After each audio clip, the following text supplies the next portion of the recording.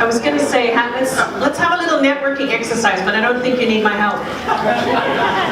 The volume in the room certainly said that everybody's talking and getting acquainted with each other. So welcome to our first upsales of 2019. My name is Teresa Shaver. I'm the Executive Director of the Business Advisory Center Durham. We help businesses start and grow successfully here in Durham. We work mostly with mainstream entrepreneurs, and we have our partners in the room. Spark Center works with tech and innovative entrepreneur companies. So welcome, nice to see you.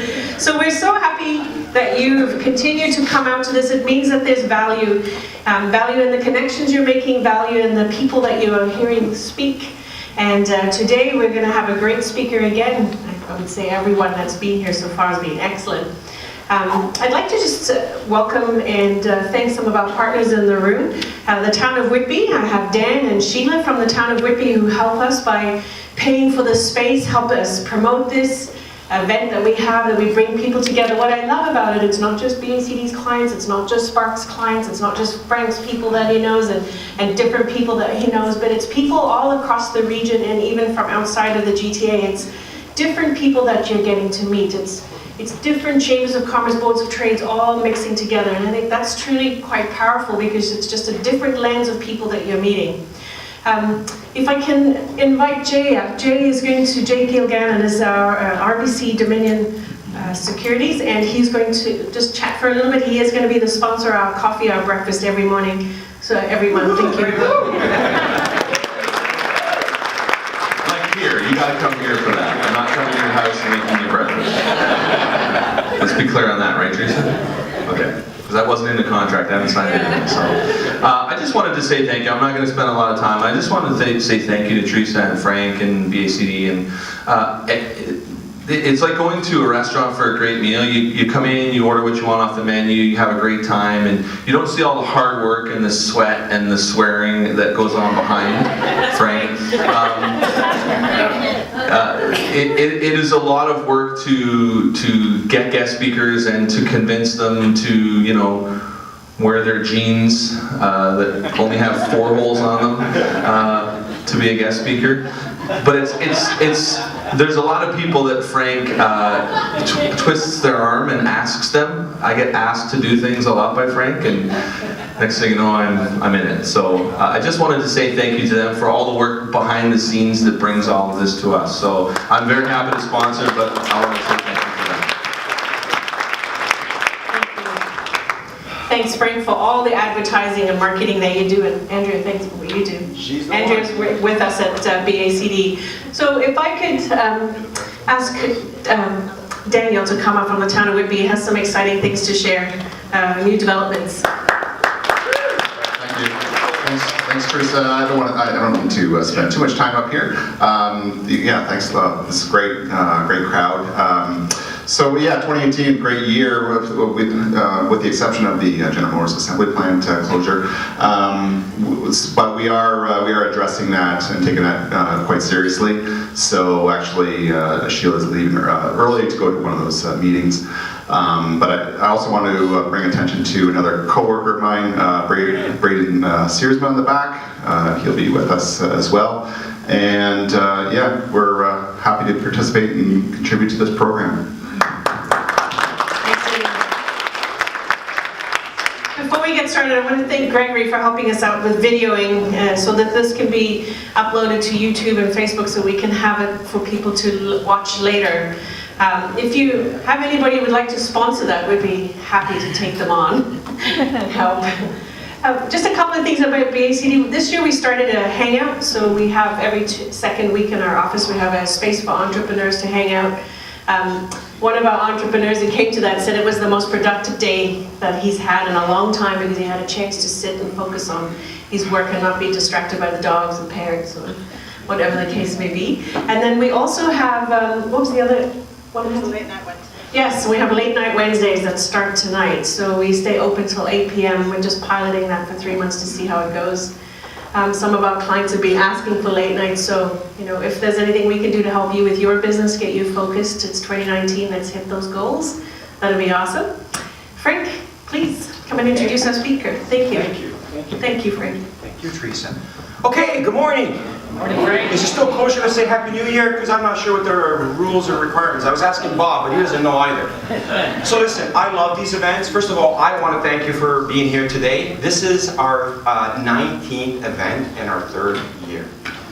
That's pretty awesome, I think, and it would not be possible if it wasn't for you guys coming out. Some of you have not missed one, so we're going to have a frequent card, I think. Maybe you can help us out with the rewards program or that. Also want to point out past speakers in the room, such as Pavel here, who's come out this morning. A lot of guys and gals, but I really love these events, and I'll tell you why. So I'm going to put this down for a second.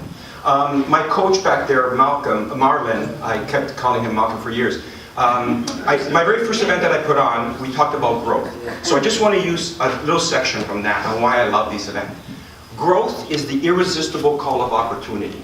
It is the fuel within us that fires us up. It's a prerequisite for being an entrepreneur or a salesperson.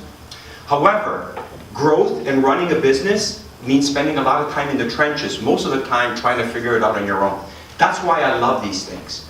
Adam, our speakers, they've been in the trenches just like you. They've had sleepless nights just like you. They've had business frustrations, challenges, obstacles, stress galore, just like you may be experiencing today. But what they're here to share with you today is that all that stress, all those frustrations, leads to success and growth. And that is what they are here to share with us today. So that we can apply some of that to our sales strategies and make a difference right away, but more so to be inspired to kick the shit out of doors and increase our sales. How does that sound? Good. So with that, I'm going to introduce, if you would allow me, give you a little bit of background on Adam. Because anybody that has a motto of, or mission statement, not to make insurance sucks, I want to hear about that. So Adam Mitchell is president of Mitchell & Will Insurance Brokers in Whitby. Adam is the 3rd generation Mitchell and took over the family brokerage in 2009. Since taking over the brokerage, Adam has grown the business organically over 1,000%. No acquisitions, while still maintaining a strong retention of existing customers. Last year, the brokerage grew 46% and is currently growing at 1 million net new premium every 51 days. Awesome. In 2009, premium sitting was doing $2.5 million, which has now grown to 25 million here in 2018. And he's got a plan that he's going to talk about today, heading up to 250 million, and I know he will do it. Adam is forward-thinking, ambitious, fearless, willing to take risks that traditional brokers might not. Adam moves leaps and bounds ahead where technologies is concerned, embracing new technologies to enhance the team's ability to communicate with clients the way they want and ensure strong customer satisfaction. Adam's strong leadership skills and bold moves get him recognized across the industry. Adam was named as one of IBC Young Guns 3 years in a row, named one of the top 10 brokerages for the last 3 years, and top 10 elite broker in Canada, and won the Innovator of the Year in 2016. And this year being recognized as the first runner-up for the Insurance Canada Technology Awards. Gets a little better. In 2017, Mitchell & Wale was runner-up Brokerage of the Year, and this year, Mitchell & Wale was the winner of Broker of the Year. Awesome. A little bit about Mitchell & Wale. I'm sure you're going to hear a little bit about it. Innovative and dynamic, Mitchell & Wale offers their clients a forward-thinking approach to purchasing insurance products, which is backed by expertise gained over 70 years, 3rd generation. Using technology and modern business practices, they provide the best customer experience to clients across Ontario. Their award-winning team works to drive Mitchell & Wale towards a stronger future in the insurance industry while successfully retaining the family values upon which the business was built, where customers come first and are always considered part of their family. Why should you attend? This was in the marketing material. Adam will share his story of how a business used data business decision to take the company from 2.5 million in sales to 25 million, all sales, all organically. Adam will share openly on the finances made and lost and the learnings along the way. He will also lay out the vision for the future of Mitchell & Wale and the net 10 times growth to 250 million in sales and becoming a market leader. Please help me to welcome right here from friggin' Whitby, Adam Mitchell. Thanks, everyone. Sorry, didn't get I am, he just set me up for a letdown. I'm about to tell you about all the difficulty and other problems that went with it. So I've talked a bunch to insurance people and at insurance conventions, and never had a room full of just other standard business people in other verticals. So I hope some of this lands, and if I start using industry jargon, feel free to throw bagels at me and I'll try and stop. So this is our journey, some of the things I learned. There you go. There's the warning. So I didn't go to any business school. I went to school for outdoor adventure, generally trying to avoid all responsibility. I moved down to North Carolina, was kiteboarding and teaching kiteboarding for a living, and surfing in my spare time. So everything I'm about to tell you, take it with that grain of salt if I don't actually know what I'm talking about. So this is us. This is the video we made for Brokerage of the Year. Oh hi, I'm Adam Mitchell. Welcome to Mitchell & Whale Insurance Brokers. We're on a mission to make insurance not suck. Are our brokers any good? No. Our brokers are fucking great. We have a team that works hard and plays hard. We got rid of dress code. We created a fun, casual environment, and we're always looking for new ways to have fun and reward our team. We have over 40 insurance companies, and we're always building tools to help streamline our workflows. One tool we built is a small refund portal. It's an awesome tool that helps empower our brokers to make an awesome client experience and remove the red tape. Let's face it, mistakes happen, but with software like this, the solution is easy. Good job, Brody. We've gone paperless. Using web forms and e-signatures, no more scanning, faxing, filling it out, and sending it back to us.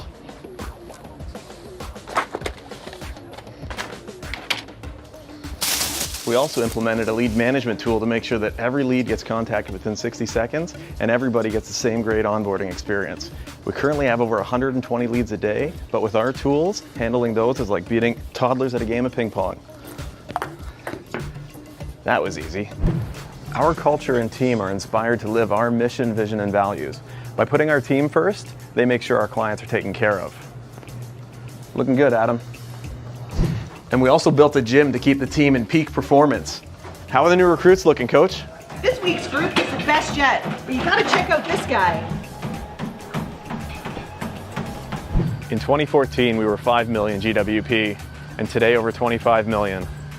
We've done that organically, writing one policy at a time, and continue to accelerate every day. From humble beginnings to a team of more than 50 strong, we are Mitchell & Whale Insurance Brokers, and we're here to make insurance not suck.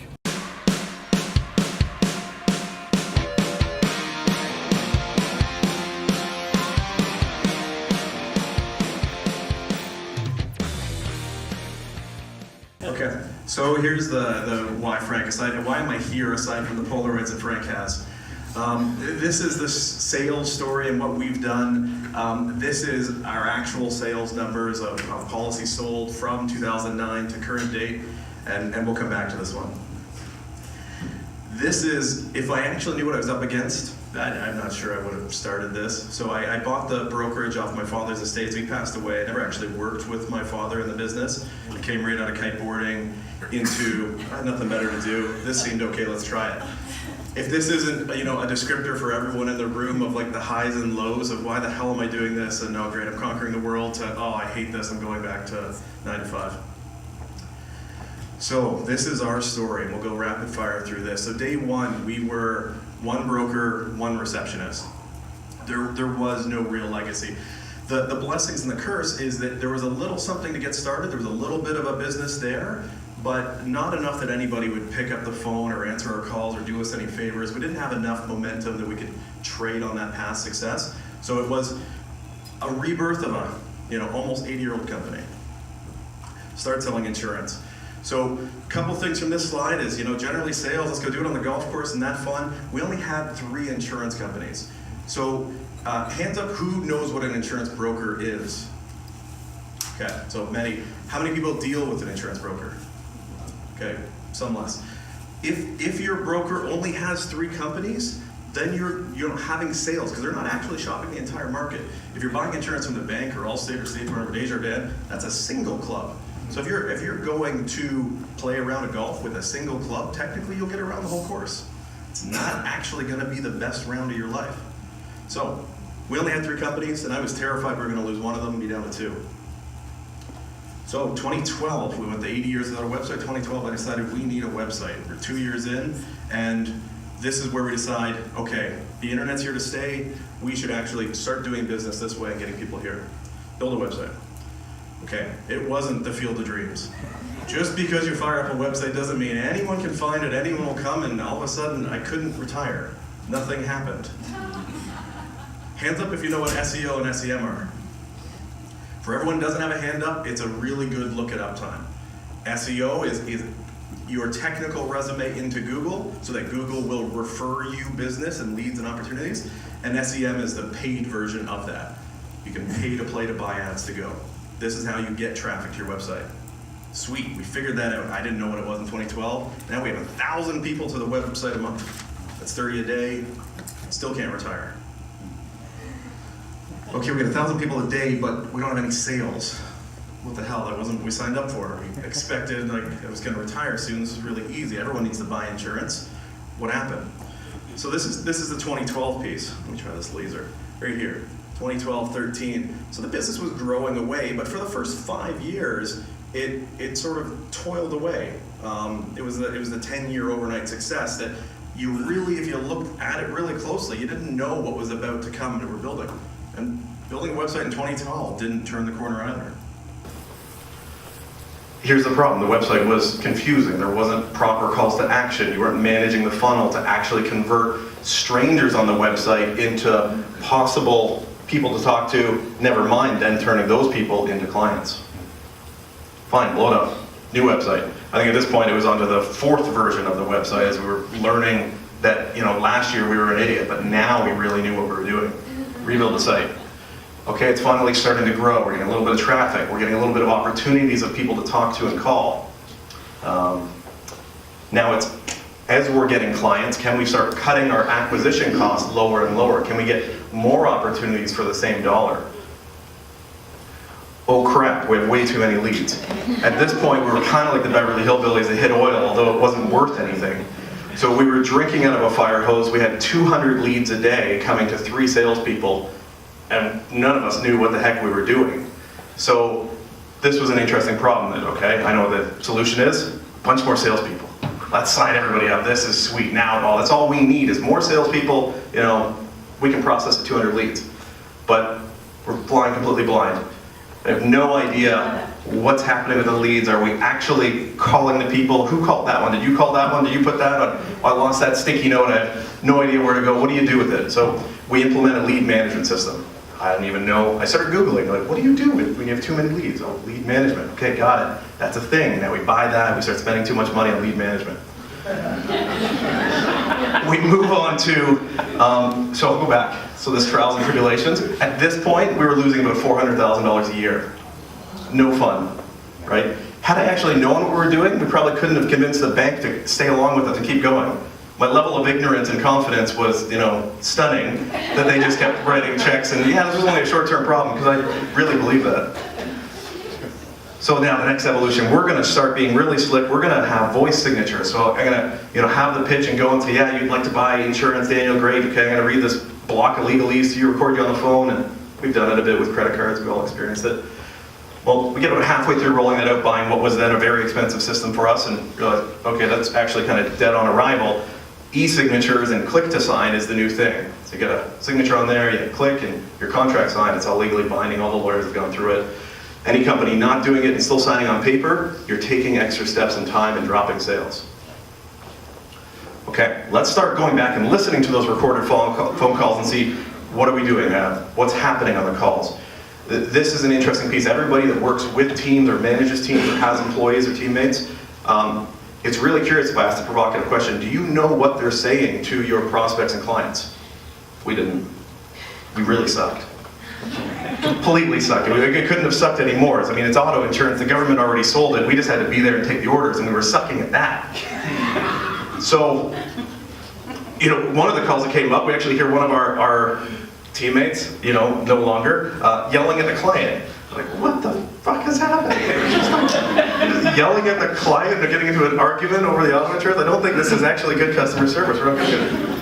So we get a sales coach. We start coaching. We start getting people going, and coaching of how you can be a proper salesperson. I heard there's people here that are coaching on sales, and it works. So what happens? You know, great, you try. You give somebody a basic framework, a little training. They get better at what you're training.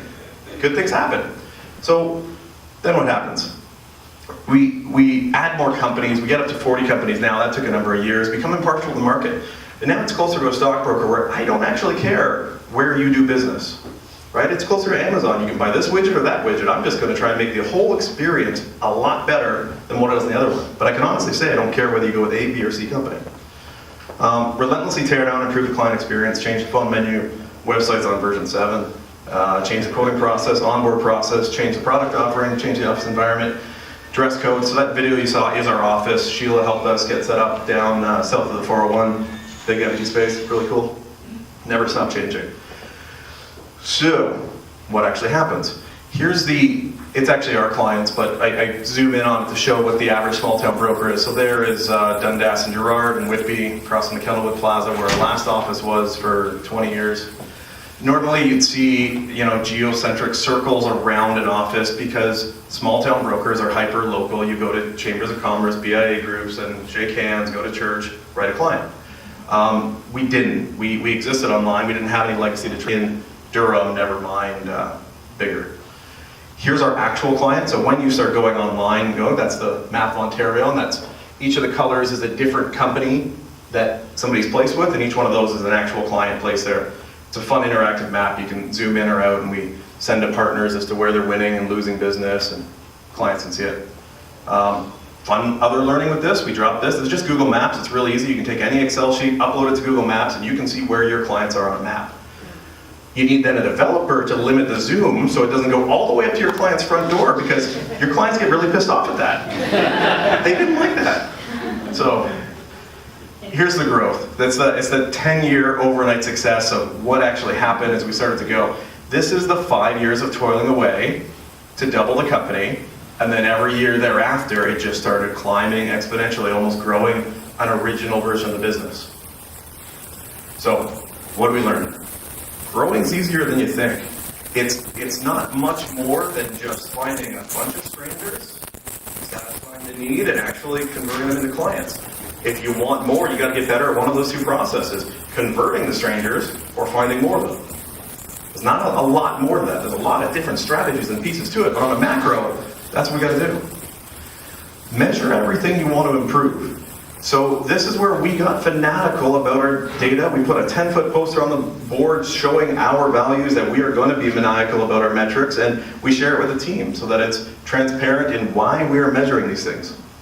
Anything that we measure, we're willing to put up on the board. So there's probably 20 LG TVs around the office, and my position is anything a manager or a teammate that's a manager or executive is going to look at, a teammate has the same right to see it.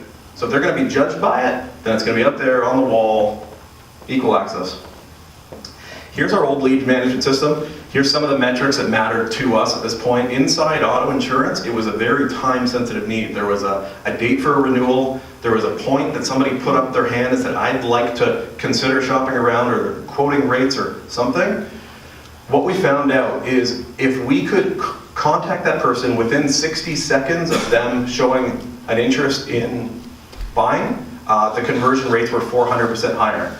So on this system, it tracks speed to contact attempt, speed to actual contact, the contact percentage, the number of those or percentage that's qualified, and the percentage you had. So during this time period on this campaign, on a 24-hour clock from when somebody said go, it was 3 hours before we responded with somebody quoting them. It took 9 hours between all the voicemails and people you missed to actually get a hold of them. And this is deficient by about 3 hours. We want 60 seconds speed to contact. Not all leads are equal. So from this same management system, we could export and graph quite easily what the conversion rate on this side was of all the 70 different campaigns. So, hands up if you think the left side of the graph is better than the right side of the graph for closing. Who wants the left side leads? Who wants the right side leads? Left. Left, okay. When everyone else wants no leads. Okay. The piece on this is, one, not many businesses have this data, and it's super simple data. You can run it on an Excel sheet. here's the next piece on it. So what is the sales volume inside each channel? So the line mirrors the last slide. So there's your curve of the closing rate. The bars are now how many sales did you get out of each channel? So where the left side was no brainer, I'll take all the left side. The next piece is, well, 1, 2, 3, 6, 7, 8, 9, stop. They convert very high. You have little to no opportunities off it. You couldn't scale and grow a business off of this. You could grow a business off of this one, off of this one, off of these two. Those are good. You get this data, you can start now minusing out, like my Jenga. You take from the shitty lead sources on the bottom and you reinvest to the good ones that are on top. So this would say, okay, I'm just going to take all the high bars. That's really easy to make sense. What we need to layer on is, what was the actual acquisition cost? So if you had a conversion rate at 80%, right, but that opportunity cost you $400, it may not be worth it in your particular business. So here's a scatter graph of the cost of it and the volume of leads. So here was the sweet spot at an $88 acquisition cost. These ones I had to put a $1 attribution to it just to graph them, but these are really $0. These are referrals or someone you mined off of or converted a second line to these. But from here, you can really start strategizing on which would you like more of, which lead sources should you pay more, double down for, and work towards. Hands up if you've heard of Google Trends.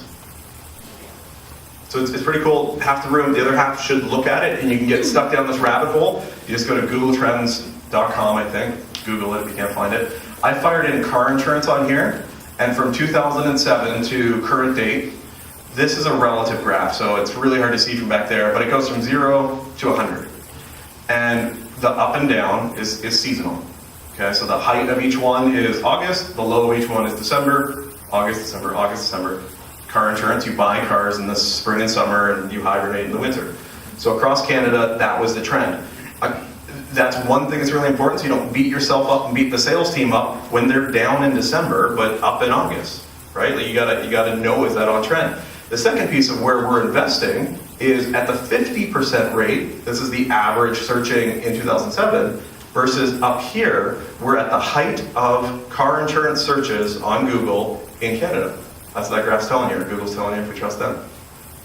You can do it with your business and other pieces. You can find trends of what is on the uptick, what's moving, cool stuff.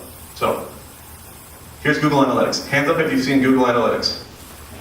Yeah, most, that's sweet.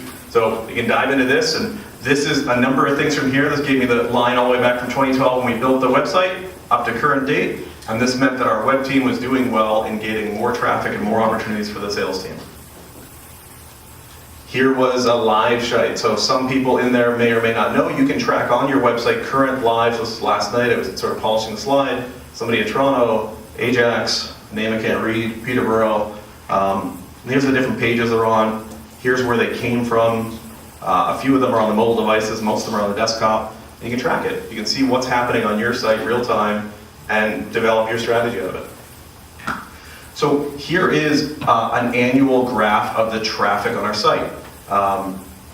Female is the smaller of the section, male is smaller, bigger section, 65%.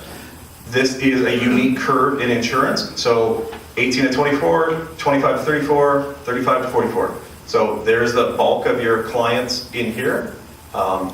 Couldn't tell you exactly why they're on our site like that. We didn't set out 10 years ago to target that. Maybe it's because I'm in that category and I, design the site and have more influence than others on it. I don't know. But what happens is there's the client makeup. So you pull out of your data system, and all of a sudden, those two graphs look almost identical.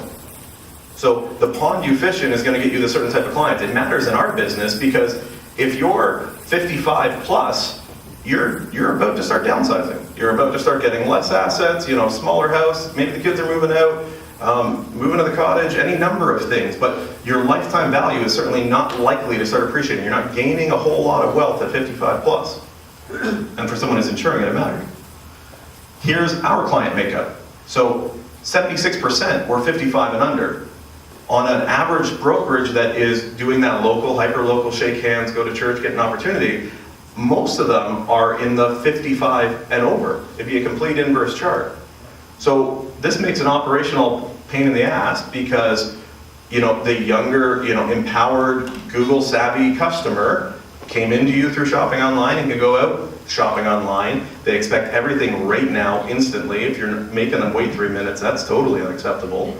But the lifetime value of where that's going, if we can hold on for the next 10 years as they get a raise, buy a house, get married, second car, there's some real opportunity there. But right or wrong, we can start having real life conversations around the data and what we're doing. Here's the website. The website can be your most valuable asset. It may or may not be some of the teams in here, but you should be evaluating. I really think that the website only has 3 purposes. It'll either generate leads if you're in that type of business. It could be an e-commerce platform if you're in that type of business that can transact it. We're currently not a lot. There's a few in our industry that are starting. And it could establish credibility. Maybe you're like Jay and you're not going to actually consume Jay's services on here, but if Jay has a pitch for you, you're probably going to go and check out, is this guy any good? If he doesn't have a website, if I can't find him, I really don't trust him. If I find his website and it sucks and it's 10 years old, I might even trust him less.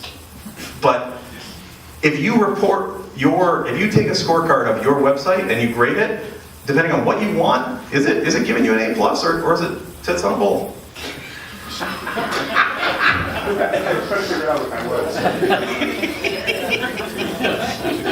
It takes a long time. So I'm sure there's a lot smarter people in here with a lot more resources than we had, but this is us grinding away. This is our glowing success through 2012, 13, 14, 15, 16, 17. And during this period, I think we fired 3 SEO people. Even rehired one of them. How dumb was that? But eventually we started grinding away at the right thing. If you take away this really big one where there's 5,000 visitors a month going, there actually was little spikes and things in here. You just can't see it now in the muted volume of what we're doing. Here's one of the cool things we did on the website. We took every insurance company on the web and said, hey, let's make a Yelp review of it. Let's make an actual information-based platform that can tell everybody about every insurance company that's out there available. And then let's let consumers rate it. And so this is a very new build. It's only been out for a month or 2, but we haven't announced it, and the general web has wandered around and found this thing. There was a demand for it. One of the cool things that comes up, okay, so when you start building, this is the stack of keywords. This is a website called SEMrush. Hands up if you heard of SEMrush. So fewer, there's gonna be web-focused people that have it. You have to pay a fair amount of money, a couple hundred, few $100s a month to keep it going and be having this, but it lets you know what keywords you're ranking for, what position you're in on Google, how much traffic there is, which landing page is ranking, and you can fire in any other website. So I can enter all of your business websites and I can do a complete audit on what is happening on them, and then you can start strategizing. If this keyword matters to me, then I want to start doing things to drive it up and get more of the traffic. So here's some of the things we ranked #1 for. Commercial building insurance for landlords, our name, Perth insurance reviews, Cosaco review. Who's heard of the new insurance company Sonnet? It's over the Leafs and Jays. So a little mutual company called Economical has spun that out as their direct-to-consumer model. They bought a bill of goods from Deloitte that convinced them to do this, and they spent millions and millions. A lot of politics. But if you now Google Sonnet Insurance Review, ignore this, because that's just what Google serves me. Here's the snippet we're used to seeing. I'll read it to you because you probably can't see it, because this is saying from Google, Facebook review of Sonnet is 3.7, Mitchell & Whale review of Sonnet is 2.2. Facebook's the first website to come up when you Google for Sonnet. Mitchell & Whale is the second company to come up when you go for Sonnet. And then Sonnet comes up to try and defend themselves, right? It's a powerful thing, and you can have control. So Google has decided that we are a de facto expert on insurance and is taking our ranking to warn anybody that's got a quote. This is what other consumers think of it. Speed matters. This goes into a number of punches. We'll go into where it matters on the website. It matters on your website because it matters to consumers. Google is just trying to translate what they want for a good customer experience. They want to give the most relevant results incredibly fast so that consumer finds exactly what they want, so they come back to Google and reuse it to sell ads. So if you go into Google dev.pagespeed, but Google developer PageSpeed, you'll pull up this. It's a score out of 100 on a mobile rating. You fire into your website or any other website you want to wonder about. And this is Google saying, here's what I measure you by. Here's your report card. Get to work to start improving it. You get it to 100, I think more highly of you than if you're at 5 or 6. It's really interesting on here. So mobile is the new de facto hard thing to do, but most people, that's the way everything's trending, is onto mobile. Google or Facebook had to pivot to their entire company being mobile. Here's our score on desktop. Desktop's a tap-in. Desktop almost doesn't count anymore. Most all WordPress sites can optimize for desktop really easily. This is now a really hard score, and they just updated how they're grading you on it, so it's bad. I fired another one. I said, okay, let's take a look at Toronto Star. Pretty big company, right? They clearly don't care about it a whole lot, and/or the site is so big they might have lost it. Maybe this is the resource of the department that got cut.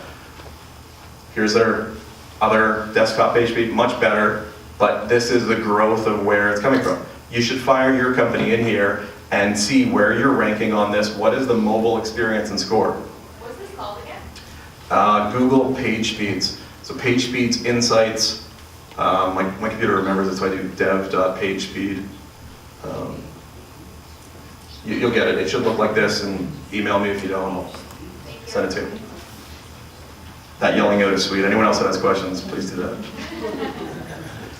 Every lead has a cost. I don't know that a lot of businesses stop to think about this. You think that the referrals you get or the warm handoffs you get are free, and they're not. Your time was applied to it. You went to that convention, you networked in that room, you applied it, and you could have applied your time somewhere else. So, do you know what your lead cost is for each? We have 180 campaigns running, and I can tell you down to the penny what each lead cost is. Have you worked at reducing that cost? Can you increase the volume? One of the things about shaking hands at church is there's a finite number of leads there. Once you're through those, you can no longer scale it. You can't build a massive company on that. You can go through AdWords, social, marketing lists, radio, print, referrals. They all have a cost. You should know what that number is. Closing ratio matters. So if you take a closing ratio of 10% on an average lead cost of 20 bucks, your client costs you $200. If you can double that closing rate, the client only costs you $100. In our world, you could sell a client in a book of business for $1,000. So you're always looking at, should I M&A and acquire a business and a book of business for $1,000 per client? Or can I grow and scale it organically? So you can pay $300 if your lead closes at 100%, or you can pay $3 per lead if you close at 1%. It's the exact same acquisition cost. You're gonna have to chop a lot more dead wood in this unless it's e-commerce, but you should know that equation and start figuring out, how does it matter to my business? How do I grow my business, supposing you want to grow? Gone are the days of ignoring your customers. This is famous for insurance. You'd sign up and you never hear anything. You get renewals mailed to you. You might have a nice cover letter on it. Maybe you get a new pink slip holder, pen if you're lucky. But generally, our industry is famous for ignoring your customers. That's now the empowered customer that has way more options and way more choices than you do. You can't ignore it. CRM systems are blowing up. And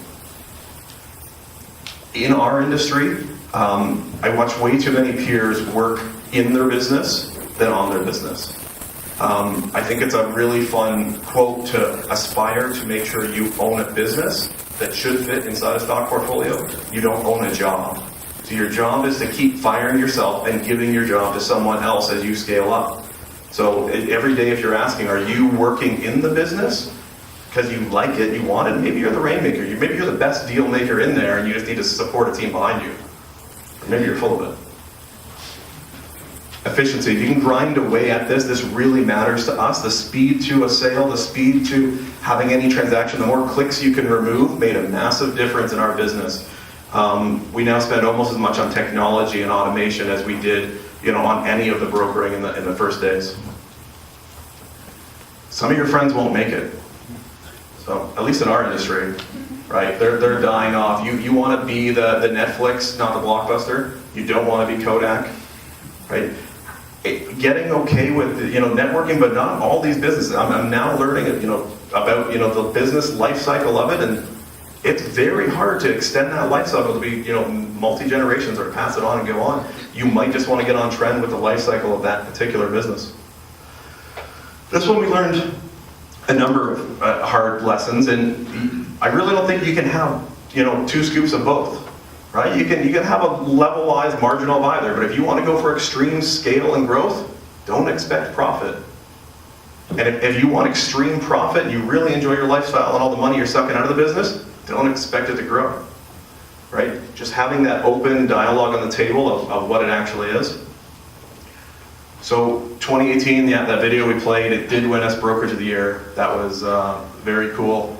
I wore the same outfit onto stage to accept the award, and that had some good fans and some real people that wanted to fight me, so that's that.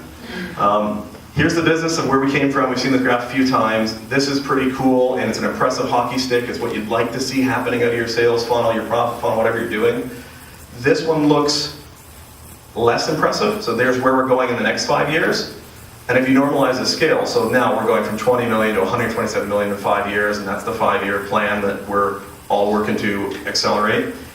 This, although it looks less impressive, takes the last impressive looking graph. So these are 2 colors. From here left is the old graph, there's the future. So this says a number of things. 1, it's incredibly ambitious on accelerating here. And 2, you can kind of prove anything with graphs. That one looks great, that one looks great. You'd much rather buy that than this. But when you normalize it, this is the entire story of where it's going.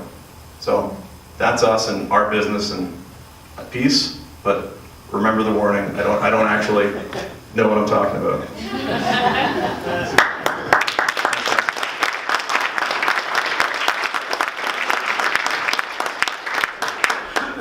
Any questions? Want to hand up? Where did you go to adventure school? Algonquin College. Sweet. Yeah. You? I went to TRU in Kamloops. Nice. I didn't get in there. You go back corner. Just wondering, do you think that your like not having a traditional business background helped you look at things differently and help you with your success? Because I just feel like I'm a traditional, like I went to school for business, worked in business all my life, and sometimes I feel like I'm looking at things from inside a box. So I'm just wondering what your thoughts are on that. I think it's a double-edged sword, right? You gotta manage it both ways. I mean, things that'll naturally come to you that look completely stupid, but that no preconceived notions, I really do think coming from outside insurance, which is probably arguably one of the most mature businesses, you know, outside of maybe prostitution and building walls. But it's the definition of a red ocean. You know, growing organically is great, but it's a knife fight at best. You might win, but you're going to come out bloody and, you know, slightly marginalized in pieces. We operate on a 12% margin, right? Like, you guys all know the business. That's really tough to, you mess up and you got to spend a long time digging out of it. So thinking of it in a fresh way and not just doing the same lather, rinse, repeat, because really there's no idea what to do. So then you just had to stack what makes sense. I often think about going to do EMBA or something and battle with it. Yeah, Beck? What have you learned about managing people? So you came into this obviously in a very stressful time of your life, and you were barely managing yourself probably, and now you're managing many people. So what have you learned? Give us some of the lessons that you. Sure. So there's 50 on the team now, and on the managing people, you're probably managing another 50 business relationships outside of that. So the actual story, the business was worth $1 million when my father passed away. Rough math. I had mother and brother that would have also split the estate. I was 25 and would have inherited $300,000. I was smart enough to know that this is not going to do anything. I can't even buy a house in Toronto at that point. And it's like, okay, I got nothing better to do. I'd been kiteboarding for that. I kind of got brain dead doing it, and I thought I'll put my head down and work hard for a couple years, and one of a couple things will happen. Either it'll stay completely level, and I'll have thought of something better to do in 2 years, and then I'll sell it. I'll go completely broke, and I'll be 27 and broke, and like all my friends. That was fine. Or number 3, it was going to go up. Then I'd be bored and move it. I don't know, I ever contemplated doing this for a decade. So what do you learn from managing a team? It's probably the hardest skill in the world, and I do firmly believe it's the highest paid skill in the world. All the highest paid people are helping to lead a team. It's something you kind of, I have to sort of incessantly push myself towards doing. So I don't know, I have giant words of wisdoms that don't come out of the old Dale Carnegie books with how to win friends and influence people and some of those basic things.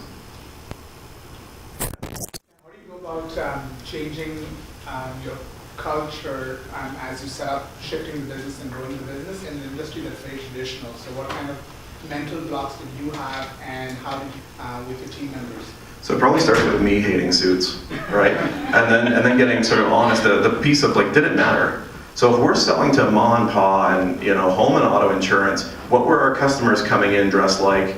And so we started the first sort of maybe pivot of that was saying, okay, we're going to run an experiment for 30 days, middle of summer. Who wants to drop dress code for the next 30 days? We're going to run it. Yeah, okay. Come up. People might have showed up naked and rolled in honey. I didn't know what to expect. It didn't happen. And then at the end of 30 days, like, okay, who wants to, button up their shirt and wear a suit again? No one? Okay, motion passed. Let's keep going. The business didn't fall. So we kept going and realized that didn't matter at all, right? It was what were we doing for the actual end customer and how did they feel and were we providing value for them that mattered. From there, we just kept pushing the envelope, and then it became a staple, and now it's a running joke that I wear flip-flops in the summer, and Jay makes fun of me for this in the winter.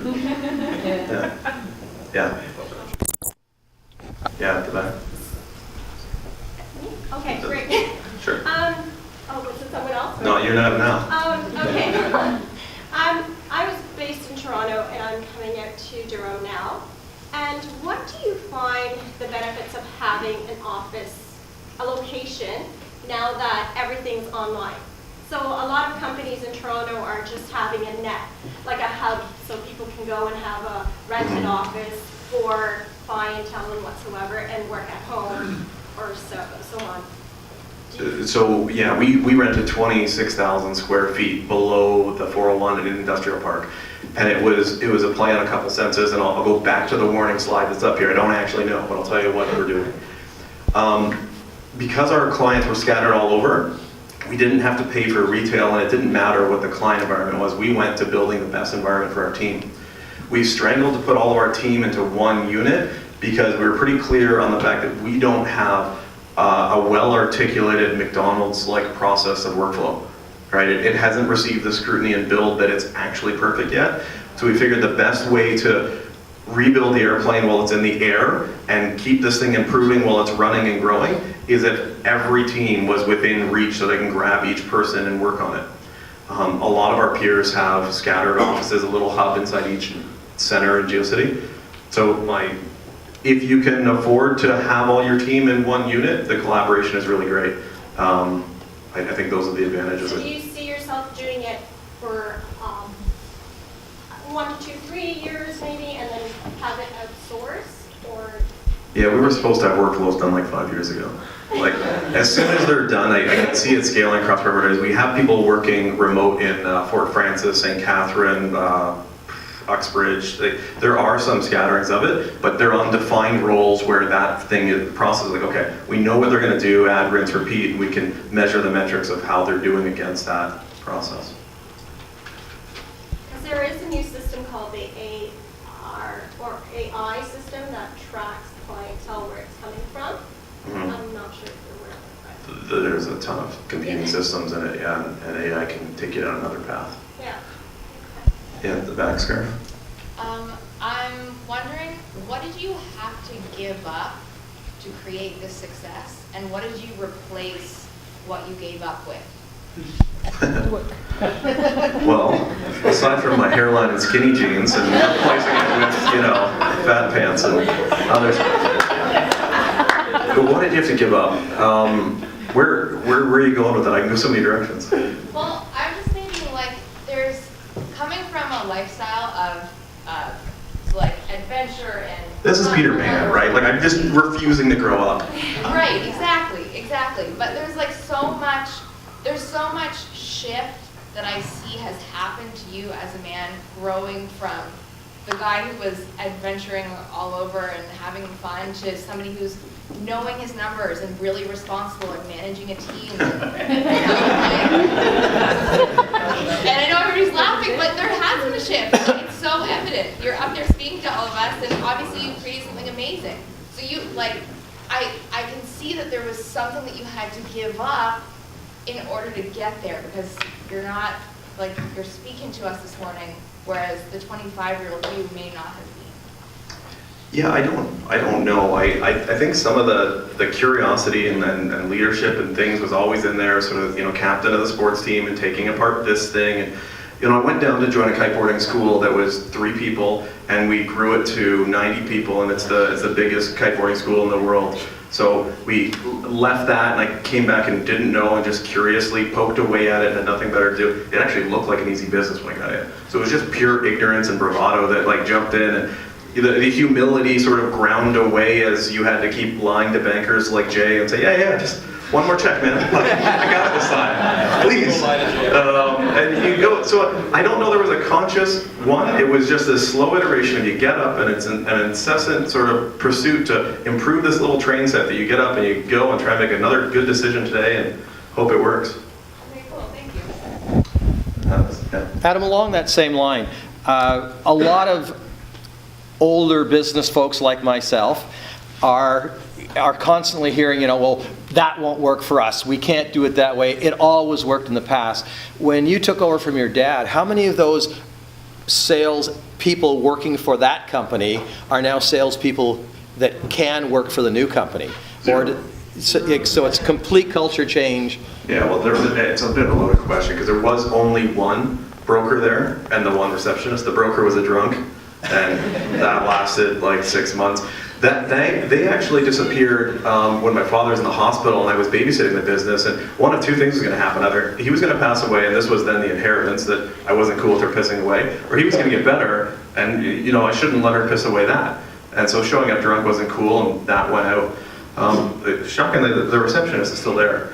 She's might be 60 or late 50s, and has overcome the change, and it's been really cool. But it really is the blessing and the curse of we were so small, there was no baggage, right? So everybody in the business has been handpicked, and some of those handpicks were mistakes, and you fumble around and things go, but it's goes both ways. Yeah, so red scarf, back.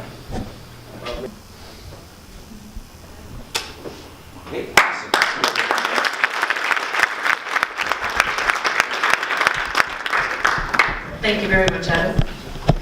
So I'm just going to invite Frank up. He's going to tell us about our speakers for February. Thank you.